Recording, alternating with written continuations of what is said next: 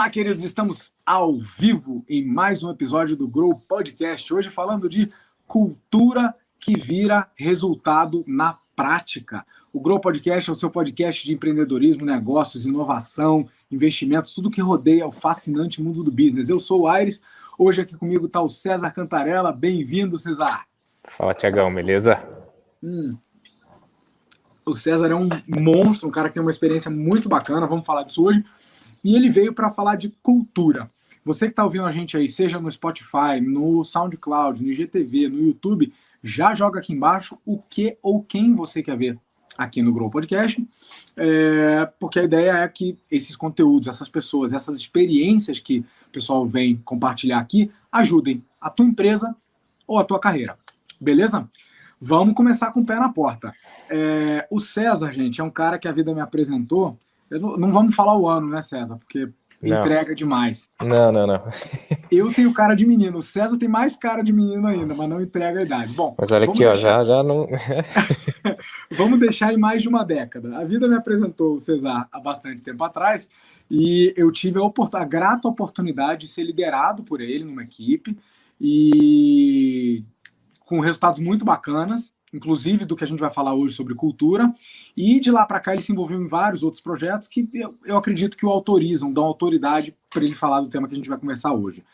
Mas eu não quero apresentar ninguém, eu acho que a pessoa se apresentar é a melhor coisa. Então, César, bem-vindo, o palco é seu. Antes da gente dar o pé na porta, conta um pouco para a gente quem é o César Cantarella. Beleza, cara. Bom, hoje eu estou no papel de CEO da Dealer Sites. A Dealer Sites é uma startup aqui de Curitiba. A gente traz soluções de marketing digital para o mercado automotivo.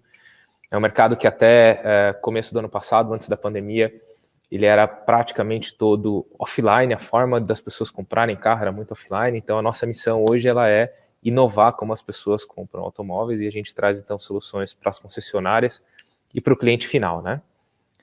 E eu comecei, sem falar a idade, né, mas entregando um pouquinho, eu comecei cedo, eu comecei lá atrás com 16 na época, cara, tem uma galera que nem sabe que isso existia, mas eu comprava e vendia, fazia o trabalho de corretagem de linha de telefone fixa. Depois passei por duas multinacionais, comecei como estagiário, passei por gerente de projetos, na minha última função, eu estava com uma equipe que chegou até 150 funcionários, era uma equipe que a gente interagia com bastante gente de vários países diferentes, então o tema cultura, ele começou a aparecer não só das empresas que eu passei, das experiências que eu tive, mas cultura de falar de outras culturas de outros países, e eu via como que isso refletia de formas diferentes nas empresas, nas equipes, etc.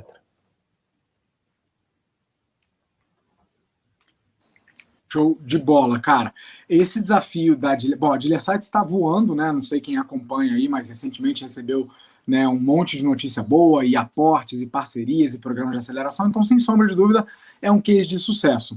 A minha pergunta é, por que então que a gente vai falar de cultura se a gente podia estar falando da tua ferramenta, da tua solução, de soluções comerciais para o mercado automotivo, desse assunto legal de digitalizar a experiência do consumidor? São todos papos bacanas. Por que a gente considerou que cultura era ainda mais relevante para esse papo de negócios aqui? Cara, tem um negócio que eu já vi você falando em algum dos teus posts, que a cultura é uma das coisas que é praticamente impossível um concorrente teu copiar, né? Então e pelas experiências que eu tive, eu passei por diferentes lugares onde eu vi diferentes culturas e eu vi como isso ajudou ou não o negócio, né? Antes da Dealer Sites eu tive também uma outra startup, e eu acho que ali a gente foi o lugar que eu tive a maior, depois das experiências de multinacionais, né? Eu tive a oportunidade de trabalhar ativamente para fazer cultura, não fiz, então eu vi em outros lugares e em uma startup minha o impacto de ter ou não uma boa cultura. E aí aqui na Dealer Sites, desde o primeiro dia, eu quis... eu tenho isso na cabeça de que ela tem que ser ativamente trabalhada porque isso vai gerar um resultado. O que você fala funciona na prática, é uma coisa praticamente impossível de um concorrente copiar e dar resultado. Legal, então a gente meio que desromantiza o tema, porque, né, falar de cultura é uma delícia, né, mas pode ser meio de ter o risco de virar uma discussão filosófica, uma discussão distante, uma discussão de frases bonitas na parede, né? E aquilo não ser de fato que reflete os comportamentos, as coisas que a gente acredita e o dia a dia. Então, você está trazendo isso lá de cima para a terra e falando o seguinte: Aires, pelas minhas experiências, boas e não tão boas, tanto em startups quanto em empresas, né, multinacionais, que são ambientes completamente diferentes, pela minha experiência, o fator cultura é uma das variáveis da equação de sucesso. E eu já pequei o suficiente para saber que fez falta. E você completou com a cereja do bolo, se eu estou extraindo certo, e não adianta esperar que a coisa aconteça, é algo ativo, ou seja, é uma responsabilidade do CEO se preocupar from day one, assim, sabe? Não é esperar, quando tiver com 100 funcionários eu vou pensar em cultura. A cultura já começa no dia 1, você fazendo algo a respeito ou não. É mais ou menos isso? Cara, 100%, cara. Para dar um pouquinho mais de contexto do que eu comentei, eu comecei, né, a minha primeira experiência numa empresa grande, era uma empresa que tinha uma cultura muito forte, muito combativa, muita competição, mas num nível que não era muito saudável, sabe? Uhum. De uma certa forma, cara, eu me adaptei e eu convivi naquele ambiente, e acredito que fiz coisas boas lá dentro, né? Cresci e tal, me dei bem, mas no final das contas aquilo ali, cara, eu vi que para mim não funcionava. Eu com 23 anos de idade eu tinha gastrite nervosa por causa de trabalho. E aí, quando eu mudei, e foi quando a gente trabalhou junto na época do HSBC, né, cara, a gente fez um negócio lá que, porra, me marcou e até hoje eu lembro muito disso. O HSBC GLT, né, Global Technology, queria ter o título, né, de Great Place to Work, e obviamente que no começo não tinha. Então o trabalho lá dentro começou com uma avaliação dizendo o que os funcionários achavam que não estava ruim, e a empresa decidiu que os próprios funcionários trariam as sugestões, e aí dividiu pequenos comitês para movimentar ali funcionários e fazer com que as ideias fossem filtrando e chegando até o topo. Teve iniciativa que eu puxei, teve iniciativa que você puxou, e cara, isso para mim gerou um comprometimento muito grande lá dentro, né? Eu fiquei lá bastante tempo, mudei de função, tive oportunidade para sair em alguns momentos para ganhar mais, e não saí, porque eu olhei e falei, puta, essa empresa aqui, cara, beleza, eu vou ganhar mais, também é crescimento, mas essa cultura aqui, puta, não, eu quero ficar aqui, cara. E corri, mexi os pauzinhos, falei o que tinha que fazer, mostrei trabalho para manter ali. Então, eu vi como aquela cultura que eu tinha ajudado a construir, o que gerou em mim. E aí, quando chegou na minha primeira startup, a gente tinha 4 pessoas, eram 4 sócios, e a gente teve um desenvolvedor, uma época. E a gente não tracionou muito bem, né? E aí acabou que em algum momento eu decidi sair. E quando eu decidi sair, cara, eu saí com uma puta sensação de frustração, né? E aí puta, todo mundo fala, cara, se você errou, né, tira aprendizado. Se tirou aprendizado, valeu. Então eu falei, porra, deixa eu tentar aprender. E aí uma das coisas que eu refleti foi isso. Eu falei, cara, a gente tinha uma cultura. Apesar da gente nunca ter falado sobre cultura, entre nós 4 sócios e essa pessoa, esse desenvolvedor que estava com a gente, existia uma cultura. Só que como ela não foi ativamente trabalhada, ela se formou e não necessariamente ela era a cultura que a gente precisava naquele momento ou que ia levar a gente para frente. Mas ela se formou. Então, quando eu vim para a Dealer Sites, né, a Dealer Sites tem um pouquinho de história aí antes de eu chegar aqui, ela era um produto dentro de uma outra startup, então ela nasceu como uma spin-off. Então eu cheguei aqui, a gente tinha poucas pessoas muito recentes de casa, com 4, 5 meses de experiência, com pouco tempo de experiência profissional. A única pessoa que tinha mais tempo, ela estava para sair de licença maternidade. E aí eu olhei e falei, cara, se eu não trabalhar a cultura do dia 1, alguma cultura vai se formar. Mas uma empresa com poucas pessoas, com pouca experiência, com pouca maturidade, cara, como é que vai ser a cultura disso daqui? Então, desde o dia 1, eu entendi que tinha que ser feita alguma coisa, porque, né, eu tinha visto o benefício antes, eu tinha errado na minha outra startup de não fazer esse trabalho, porque achava que a equipe era pequena demais e não precisava, e quebrei a cara com relação a isso, né? Show, show. Cara, eu anotei, o meu papel aqui é tentar extrair o máximo de lição. Tem um monte de gente nos ouvindo aí que está à frente de negócios e vários outros que são colaboradores e funcionários de negócio. Então, eu peguei 4 pontos aqui do que você falou. Dessa experiência no HSBC, para contextualizar o pessoal, a Global Technology era uma startup na época, né, dentro de uma iniciativa tecnológica, dentro de um grupo financeiro, que é a holding HSBC, e que lidava com tecnologia para empresas do HSBC no mundo inteiro. Então, como o César bem pontuou, a cultura interna era só uma das culturas a lidar. Você ainda tinha culturas geográficas, time zones diferentes, idiomas diferentes e um monte de coisa aí. Mas lições dessa experiência. Primeiro, cultura deve ser construída ativamente, né? Acho que dessa experiência que a gente passou, que você comentou, existia uma vontade da gestão de dar atenção para isso e uma vontade das pessoas se envolverem, o que me leva ao segundo ponto. Cultura, se não for feito por todo mundo, dificilmente vai ter engajamento, porque você aceitaria, olha aqui a cultura que eu escrevi para você fazer.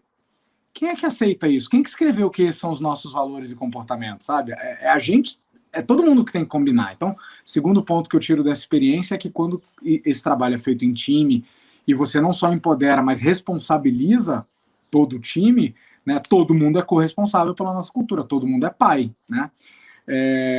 Uma terceira coisa que você comentou é que você teve a oportunidade de sair, né, até financeiramente mais interessantes. Então, ficou claro para mim que cultura é um fator de decisão do colaborador. Ela faz parte até do, vamos dizer, do compensation, né, do pacote de tudo que eu estou tirando daquela experiência. E eu sei que tem muito empresário nos ouvindo que torce o nariz quando saem aquelas pesquisas dizendo que o funcionário ele não deixa a empresa, ele deixa a cultura, ele deixa o líder direto dele, ele, né? E muitas vezes não é salário. E aí a pergunta fica sempre, como é que eu motivo mais? Eu não consigo pagar mais? E não é por aí, né? Tem um monte de outras coisas. Então, para mim, ficou essa lição muito clara, que isso é fator de decisão do colaborador. E a cereja do bolo, já na Dealer Sites, é que você chegou à conclusão que é o seguinte, cara, a cultura vai acontecer, eu fazendo algo ou não, né? Porque se a cultura é o resultado dos nossos comportamentos e crenças, etc., ela vai acontecer. Agora, com base na minha experiência passada, se eu não fizer algo ativamente a respeito, a cultura passiva que vai se formar não é a que a gente quer. Então, vou botar energia nisso. Capturei um pouco? Cara, é isso mesmo, Thiago. Puta, o engajamento que gerou em mim, né? E aí não foi só uma questão de salário, cara. Eu via ali dentro oportunidade de carreira, eu via o quanto aquilo encaixava para mim, o quanto eu estava motivado a trabalhar. E aí optei por ficar, mesmo tendo uma proposta maior. E na outra startup foi isso, cara. A cultura se formou, mas como a gente não falou ativamente e porque era uma equipe pequena, achava que não precisava, ela se formou. Show. Então tem uma pergunta para você. Para todo mundo que está nos ouvindo, vamos falar de prática, né? Se os convidados desse podcast são pessoas das trincheiras, né? Você não veio dar uma aula sobre o que é cultura, você veio falar do que vocês estão fazendo. Conta pra gente, o que é que vocês fizeram aí na Dealer Sites, né, sobre cultura, ações, iniciativas, de quem partiu, o que vocês podem compartilhar com a gente desse case de sucesso? E que resultado você acha que isso trouxe? Legal, cara. Eu vou trazer bem prático como aconteceu aqui dentro. Acho que não existe certo e errado, foi o como foi aqui, né? Então, quando eu cheguei era isso, né? Era uma equipe nova de idade, nova de experiência, nova de casa. Então, naquele momento, eu olhei e falei, cara, não adianta. Aqui é responsabilidade minha trazer. Eu tenho as minhas experiências que me agregaram um monte de coisa e, é responsabilidade minha. Só que, no melhor estilo startup, né, cara, a gente começa com MVP. Eu não fui atrás de consultoria, não fiquei fazendo 5 workshops dentro de casa, com um monte de fluxo, com Canva e tal. Cara, era muito... Eu tinha na minha cabeça como as coisas eu queria que a cultura fosse, e aquilo lá eu tentava trazer no meu comportamento no dia a dia. Então, eu queria, parte da minha cultura, eu queria que as pessoas se ajudassem. Então, se alguém levantava a mão, eu ia lá e eu ajudava, eu chamava o outro, falava, fulano, vem cá, ajuda a gente aqui também, vamos fazer isso aqui junto. E aí, em algum momento, eu comecei a falar, fulano, o ciclano precisa de ajuda, se juntem aí, por favor, para ver como é que vocês podem fazer juntos, dá uma ajuda lá para ele ou para ela. Então foi muito no dia a dia, né? Eu tinha muita coisa de como a gente lidar com o cliente, né? De gerar confiança, tanto dentro de casa com o cliente. Então, eu pulava na frente das situações que realmente precisava de uma coisa uma atitude diferente que eu imaginava para trabalhar como exemplo. Então, no começo, eu não verbalizei nada, eu não botei nada em parede, não criei post-it, não fiz nada disso. Era muito no dia a dia, no meu comportamento.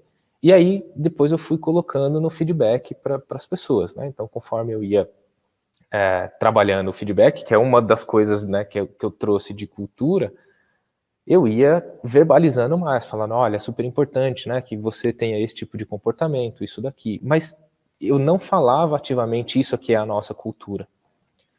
E aí, quando a gente chegou no fim do ano de 2019, eu estava fazendo, pô, foi um ano legal pra caramba pra gente.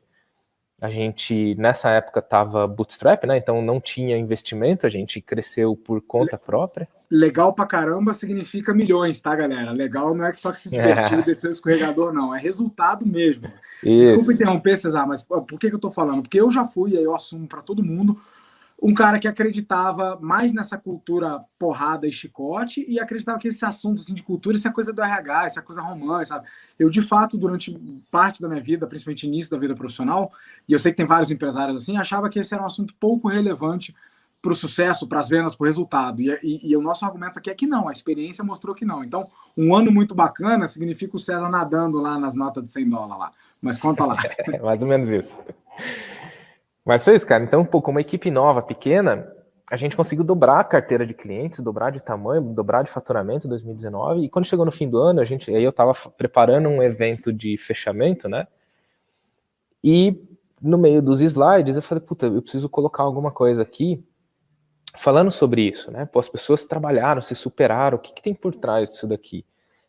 E aí calhou que eu queria falar sobre alta performance e fui ler um artigo que eu tinha, né, no fundo da minha cabeça, eu já tinha lido, falei, cara, deixa eu reler isso. E é um artigo que fala sobre cultura de alta performance do Google, e ele fala que esse estudo mostra que para ter, né, alta performance precisa ter um ambiente onde as pessoas se sintam psicologicamente seguros.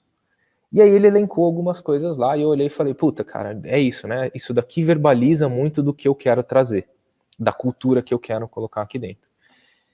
E aí, só que, puta, eu tava fazendo isso no meio de uma apresentação com várias outras coisas, mostrando números do ano todo, né, tentando passar uma mensagem pro ano seguinte e tal. Então eu também não gastei dias tentando colocar em palavras. Porque é difícil, né, você escolher as palavras certas para expressar aquilo que você realmente quer e que vai traduzir no dia a dia. Mas eu consegui chegar em 4, e na apresentação a gente colocou como os pilares de alta performance. Aos poucos a gente mudou de pilares de alta performance para pilares da Dealer Sites, e é o que a gente tem hoje aqui. E esses 4 são confiança, cara. A gente fala muito sobre a gente trabalhar ativamente para conquistar a confiança dos colegas e dos clientes. Ao mesmo tempo, a gente está aberto para que as outras pessoas confiem. Então, você não entrega o teu cartão de crédito com a senha para uma pessoa que você está vendo pela primeira vez na vida, mas com o passar do tempo, se você estiver aberto e ela trabalhar, vocês podem chegar nesse nível de confiança. Então, eu falo muito da gente trabalhar a confiança com clientes e com outras pessoas. O outro foi aquele primeiro que eu comentei, a gente fala de suporte, colaboração e ajuda mútua. Então, a gente tem um ambiente aqui dentro onde, cara, eu não estou olhando só o meu, eu faço parte de uma coisa maior, faço parte de uma equipe. Eu vou sair do meu quadrado para ajudar o outro quando precisar. A gente fala de tolerância ao erro e aprendizado. Eu abro um parênteses, eu falo, cara, não é aquele erro da displicência, ou erro repetitivo, né, várias vezes, mas é aquela coisa de, pô, o que uma startup mais precisa andar rápido. Quando a gente anda rápido, corre, a chance da gente tropeçar é maior. E o mais importante é, pô, levanta, sacode a poeira e continua andando. Então, a gente tem que pegar esses aprendizados, esses erros, e tirar aprendizado. Então, um outro pilar nosso é esse, tolerância ao erro e aprendizado. E o último é que, a gente trabalha tudo isso daqui para criar um ambiente de alta performance, para que cada um ativamente busque se desenvolver, evoluir, aprender e dar o seu melhor. Então, hoje, a nossa cultura, a gente verbaliza ela nesses 4 itens: confiança, suporte, colaboração mútua, tolerância ao erro, aprendizado, né, e alta performance. É assim que a gente, eu comecei de uma apresentação que tinha que montar ali na hora e a gente foi trabalhando isso para colocar na cabeça das pessoas, explicando em vários momentos. Outro dia eu ouvi da Fernanda, que ela é a head de RH da Tecnofit, ela falou, olha, a cultura é ladainha. O que quer dizer? Cara, você tem que repetir várias vezes, falar várias vezes, né? Expor as suas ideias, falar. Não é colocar na parede, é falar, é trazer as pessoas para dentro, etc. E aí a gente tem feito um trabalho assim, né, de bater muito nessa tecla. Tem uma reunião mensal com os líderes hoje que os 2 primeiros slides não mudam. O primeiro fala sobre o momento que o nosso mercado está passando e a gente está bem no meio dessa transformação, a gente tem que aproveitar. E o segundo slide fala do nosso propósito e dos nossos pilares. Toda reunião mensal de liderança eu falo desses 2 slides. Eu não pulo eles, eu leio eles toda reunião de liderança. Que show, cara. Eu estava tentando extrair aqui, então, um resumo dessas lições, que é o seguinte. Eu perguntei para você, o que vocês fizeram na prática? Você falou, cara, primeiro começamos pelo exemplo. Percebemos que o melhor fator de cultura não é começar escrevendo, é começar sendo aquela empresa que a gente quer, sendo aquele colaborador que a gente quer, sendo o colega de trabalho que a gente quer, sendo o gestor e líder que a gente quer ter. A partir daí, né, uma vez que você constrói e esse exemplo começa a contaminar, você complementa com o segundo ponto que você falou, que é o feedback. Né? Você precisa dizer para as pessoas que assim é um comportamento esperado e assado é um comportamento que a gente quer evitar. As pessoas precisam de direcionamento, né? Isso não é óbvio. O que é óbvio para mim, que é um bom comportamento, não é óbvio para você. Então, o feedback ele já começa a dar um direcionamento para as pessoas do que é o comportamento aceitável, esperado, premiado e tal.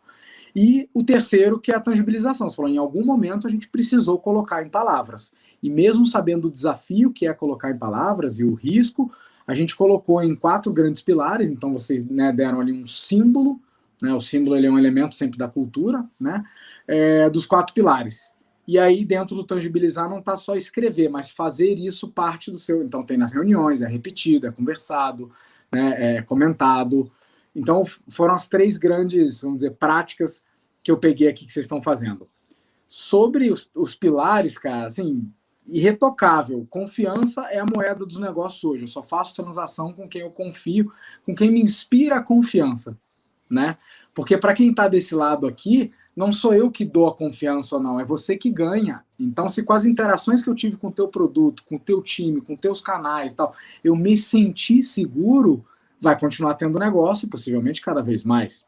A colaboração é um dos termos que eu mais gosto. Co é junto, labore vem de lavoro, né, de trabalho, então é trabalhar junto, é dizer, bicho, não tem culpa do marketing, culpa do financeiro, entendeu? Se não vendeu, ou se o cliente ficou puto, se a gente cagou em alguma coisa, é todo mundo. Então, assim, não tem essa de... E essa cultura é muito forte nas startups, porque o negócio é pequeno.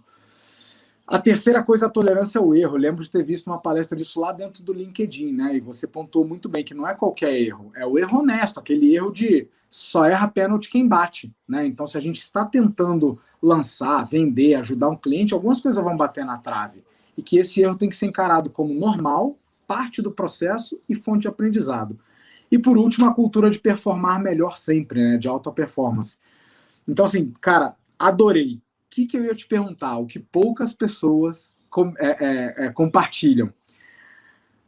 Não vou dizer as cagadas, mas o que deu errado ou que vocês ainda não conseguiram fazer? O que é uma lição aprendida de como não fazer? O que foram os tropeços, sabe? Assim, você compartilhou o que deu certo, mas o que você pode falar pra gente, assim, de bastidores, da trincheira, de coisas que você fala, cara, isso a gente aprendeu que não funciona, isso não deu certo, ou que acabou ficando pra frente? Porque quem está ouvindo aqui está aprendendo. Certamente não dá para copiar, mas dá para se inspirar.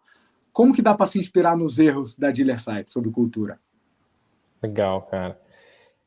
Assim, eu hoje, né, olhando para trás, talvez eu teria feito esse exercício de... Como eu já tinha algumas coisas na minha cabeça e eu já estava ali trabalhando lá no comecinho, quando eu falei que era muito pelo exemplo, eu acho que valia a pena eu já ter feito um exercício desde lá de verbalizar, de colocar isso em algumas palavras, né, na coisa do símbolo que você falou. Por quê? Porque eu acho que isso acabou, beleza, a gente conseguiu, chegou onde eu queria, mas eu poderia ter feito isso num prazo mais curto. Como eu fui por um caminho, e eu adotei só ele, né, que era dar o exemplo, era o feedback, não falar, não verbalizar, no primeiro ano eu não adotei isso daqui, né, eu fui fazer no final, na apresentação lá no final de 2019, encerramento do ano. Eu passei o ano todo sem falar ativamente disso daqui. Então eu poderia talvez ter tido alguns resultados antes, né? Então naquele momento eu já tinha na minha cabeça, mas a cultura ela ainda não estava 100% sedimentada dentro da empresa, né? E aí, outra coisa, depois a gente então escreveu, mas o que é que a gente tem sentido agora, nesse momento que a gente está passando? Eu preciso detalhar um pouco mais algumas coisas. quando eu falo aqui, putz, você captou muito, mas como que é isso no dia a dia dentro da empresa para quem está aqui? Como é que essa pessoa olha e fala, cara, como que eu, no meu papel X, Y ou Z, como que eu construo confiança com o meu cliente? Então a gente está agora numa fase de, pô, eu preciso detalhar isso aqui um pouco mais, dar um pouco mais de informação. E o que a gente está fazendo agora é isso, putz, estamos descendo um pouco mais no detalhe cada um desses itens, tentando traduzir em, cara, olha, esses são os comportamentos esperados desse pilar nessa área. Esses aqui são alguns comportamentos esperados desse pilar nessa outra área aqui. Para conseguir ficar ainda mais tangível o que está um pouco na nossa cabeça aqui verbalizado para cada uma das pessoas no que eles estão fazendo. É um trabalho que ainda não saiu para dentro da empresa, não saiu ainda para os funcionários. A gente está trabalhando ainda. Agora eu tenho uma estrutura um pouco maior, então agora tem um RH, agora tem um marketing, então a gente está trabalhando uma comunicação um pouco diferente, mas a gente precisou descer, porque tem alguns pontos aqui que tem espaço para melhorar. A cultura, putz, ainda não está lá tão 100%, ou não do jeito que a gente acha que quer. E isso tem a ver também com o momento da empresa, né, cara? A gente saiu no começo do ano passado de 12 pessoas, até meio do ano passado eram 12 pessoas, a gente está com 40 agora. Então, isso muda muito, isso impacta muito o dia a dia, a cultura, e até uma coisa que você comentou lá no começo foi muito um papel meu. A empresa com o tamanho que está, ela já não acontece mais só de cima para baixo, ela tem muito de baixo para cima. Então, recentemente, não foi ideia minha, não foi iniciativa minha, quando eu vi já estava acontecendo, criaram-se alguns comitês aqui dentro para trabalhar alguns assuntos. Comitê de eventos internos, putz, a galera está fazendo jogos desde xadrez, de stop, de jogar Among Us. Então, putz, eventos aqui para dentro da empresa, tem um comitê de uma frente mais filantrópica, tem comitê de diversidade. Então, tudo coisa que surgiu aqui dentro e que o nosso papel foi, cara, incentivar, porque isso daqui, exatamente, é a cultura vindo de baixo para cima, é cultura boa, vai gerar engajamento das pessoas, vai gerar motivação, vai gerar resultado. Nosso papel foi incentivar e não mais que nem era lá no começo. Cara, que show. Então, assim, do que deu errado ou de que você faria diferente, eu entendi que na sua cabeça a primeira fase não é ou exemplo ou verbalizar, mas deveria ter sido exemplo e verbalizar. Por que não começar mais cedo a verbalizar? Talvez teria tido uma curva, né, um pouco mais rápida. Essa é uma lição, né? Exato. E o para frente é o tangibilizar, ou seja, pegar, beleza, vocês têm os 4 pilares, eles são grandes norteadores, mas o que é esperado do cara de atendimento, né, pleno, né? Ele quando entra, a gente tem que dizer para ele, chega a ser injusto, cara, a gente cobrar das pessoas algo que a gente nunca comunicou. E em cultura isso é pior ainda, ou seja, eu espero que você se comporte de uma certa maneira que eu nunca te disse qual é, e provavelmente nem na cabeça dos gestores está claro, se isso nunca foi, né, detalhado, possivelmente cada um tenha uma visão diferente. Então, a gente fez trabalhos, você sabe que eu atendo, né, um monte de empresas, e tanto da economia tradicional quanto da nova economia, e eu consigo lembrar de alguns trabalhos, assim, sabe? Teve um trabalho na Merck que a gente fez em outros países sobre cultura de liderança, e principalmente sobre vieses e como que a gente, né, eliminava os vieses na contratação e tal. E a própria Ibanks, nosso orgulho aí, né, grande unicórnio do sul do Brasil, fizemos um trabalho de cultura lá, né, claro que não posso abrir os detalhes, mas era um trabalho desse, de, pô, temos uma cultura tangibilizada, ela tem que ser cascateada, quem entra tem que entender como é que é, quem já tá tem que ajudar a ser aquela cultura, né, e aquilo ali passa a ser o nosso guideline, o benchmark, né, até para algum feedback, né, se estou aderindo ou não, o que é esperado em relação à cultura de um gestor. Né, no nível gestor, tem algumas responsabilidades sobre cultura ali. Então, isso precisa estar um pouco mais claro, né, em cada área, em cada nível, de repente, né, e aí todo mundo ficar com um pedacinho da sua responsabilidade. É mais ou menos isso? Vocês estão estruturando para que o próprio time, essa coisa do de baixo para cima, funcione cada vez melhor? É por aí? É isso aí, cara. O que está surgindo de baixo para cima, nosso papel é incentivar, estando alinhado, lógico, né, com coisas maiores, mas que é o que está acontecendo. Então, putz, o que está surgindo de baixo para cima, o nosso papel é incentivar. E o que ainda tem trabalho nosso de melhorar na divulgação, na fala, né, em deixar mais específico para as pessoas, é aqui que a gente trabalha. E legal você falar que, né, de benchmark e associar isso com o Ibanks, Nosso primeiro investidor foi a Honey Island, né, que é dos fundadores do Ebanks. E vira e mexe, a gente faz alguma mentoria com eles lá, e a gente já fez algumas com o André Boaventura do marketing, o cara monstro demais, e ele mostrou pra gente algumas coisas, como eles trabalham o endomarketing, né, o lance da cultura lá dentro. E, cara, é o benchmark, a régua tá lá em cima, né, os caras são muito fera nisso, a gente ainda não tá nem perto. Então, Mas é uma referência, né? Pra gente é uma se referência inspirar. e motiva a gente, cara. Puta, a gente vai fazendo. Não dá pra fazer o que eles fazem ainda, mas, puta, eu consigo pegar um pedacinho que encaixa na minha realidade e tal, mas a inspiração tá lá. É a inspiração de como comunicar, de como criar e de como comunicar essa cultura pra dentro, a gente tem pego deles. Que legal, cara. Tem um desses podcasts foi gravado com a Patrícia, né, que é a head dessa área lá e com quem a gente fez esse trabalho. E foi muito legal falar de cultura nessa época, porque, assim, principalmente empresas de rápido crescimento, cara, a dor dói mais ainda. Como é que você faz cultura com um time que duplica, triplica a cada X meses? Né? É outro nível de desafio, né, do que uma empresa que já assim está mais estabilizada e tem menos oxigenação da base até de colaboradores. Tal. Agora, quando você tem essa realidade, é muito difícil. E vou além. Num mercado que está disputadíssimo para contratação, employer branding, né, ser um contratante sexy, ser uma empresa onde as pessoas querem estar, faz toda a diferença, bicho. E a gente está vendo que em tech tá suadíssimo fazer contratações boas, né? Porque tem dinheiro gringo, porque tem muita vaga, porque um monte de fatores aí que a gente não vai entrar no mérito. Tem o problema educacional, mas eu quero ser né, no seu lugar, eu quero ser a empresa mais sexy para o cara vir trabalhar, mesmo sabendo que de repente um concorrente pode até oferecer mais grana para ele. E a gente pega a mesma coisa que aconteceu na sua vida, olha você do outro lado da mesa agora, né? Podendo oferecer, além de óbvio, um salário, benefícios, parará, podendo oferecer um lugar onde as pessoas gostam de trabalhar, onde elas trabalham confiança, performance e tal. É um diferencial para vocês, é isso? Total, cara. Quando a gente fala aqui de um dos pilares que é alta performance, eu não tô falando em o cara vir aqui e dar o sangue porque, puta, né, a gente quer, né, do chicote, cara. Não, é alta performance dele melhorar. Quando eu faço os onboardings de novos funcionários, uma das coisas que eu falo lá é a gente não quer só transformar o mercado automotivo. A gente quer transformar cada um dos funcionários em profissionais melhores. Então, tá dentro da nossa cultura, quando a gente fala ali alta performance, tem isso, tem trabalhar, dar um espaço para as pessoas, a tolerância ao erro e o aprendizado, é isso, é as pessoas evoluírem, elas crescerem. Então, isso aqui tem um objetivo por trás de gerar performance, mas tem também a pessoa se desenvolver. E isso aqui, uma coisa alimenta a outra, né? Cara, que aula, que aula. A gente podia ficar a tarde inteira falando isso aqui, mas o tempo é curto.